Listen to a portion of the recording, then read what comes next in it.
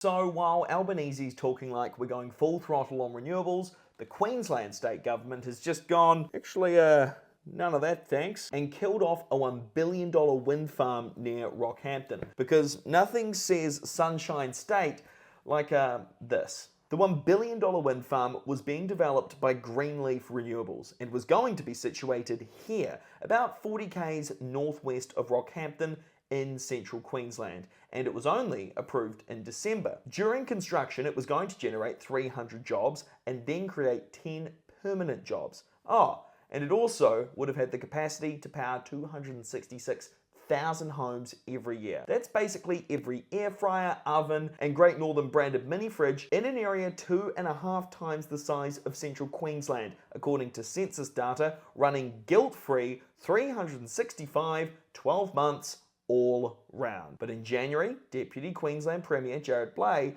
started a process that would essentially give him the power to cancel the whole thing, which he did on the 22nd of May. Jared pointed at feedback from the community submissions, which of course is really important and sounds lovely, until you realise that of the over 500 submissions, there were only 142 were from local residents. It doesn't seem like this feedback has been made public, but the government says that 88% of those local submissions were against it, or 125 submissions. According to the Queensland government, the main reason these 125 people were opposed were housing stress. Apparently, the idea of 300 construction workers briefly living in an area was too much. The potential for fly-in, fly-out workers. Yes, the great Aussie tradition of FIFO apparently would mean that no locals would get a look in, which makes sense. Of course, you'd overlook the, I don't know, every tradie working in central Queensland for a project happening in their own backyard. Lack of consultation with the community, although it seems like Greenleaf supported the local show and school and were running a grants program,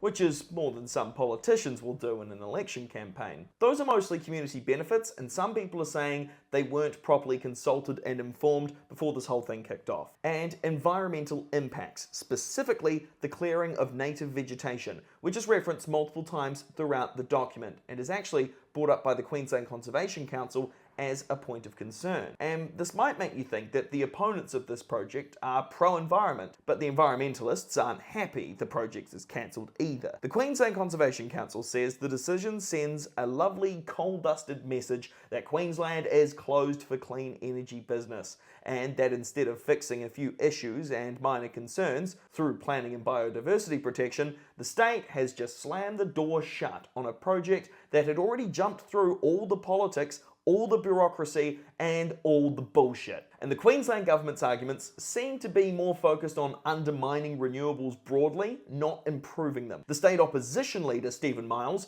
put it a bit more bluntly. So all of the excuses that they used were just not true. The fact is, they're opposed to renewable energy projects to satisfy the right wing of the LNP, and that's all that is going on here. It's pretty interesting to see the state that arguably has some of the worst natural disasters in the country, which we know are being exacerbated by climate change, has made laws that make it harder for renewables to be implemented, while simultaneously propping up unreliable, like they explode and frequently go offline, coal stations that are nearing the end of their lives.